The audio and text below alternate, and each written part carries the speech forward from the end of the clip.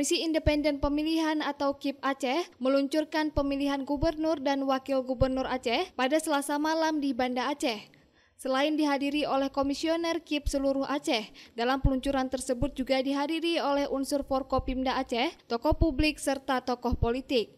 Pelaksanaan pemilihan kepala daerah itu dilaksanakan sesuai dengan Undang-Undang Pemerintah Aceh tahun 2006. Saat ini KIP Aceh sudah melakukan tahapan pilkada sesuai dengan peraturan KPU dan KIP Aceh untuk pemilihan gubernur, wakil gubernur, bupati, wakil bupati, wali kota, wakil wali kota yang sesuai jadwal akan berlangsung pada November 2024 mendatang.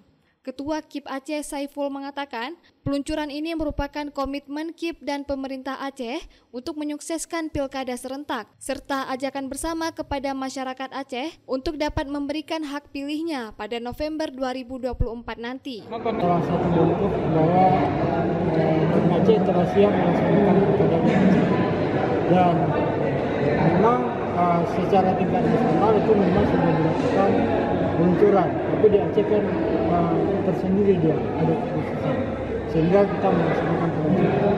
Kalau untuk independen kita nihil untuk calon gubernur di Aceh nihil, karena ada satu calon yang menyerahkan dukungan tapi tidak memenuhi syarat. Kalau dari partai kita belum tahu, kita masih menunggu sampai dari tanggal 27 sampai 29 Agustus. Kan target partisipasi pemilih meningkat dari pada pemilu, di mana pemilu kemarin mencapai 87%, dan kami berharap ini sampai 90% tingkat partisipasi.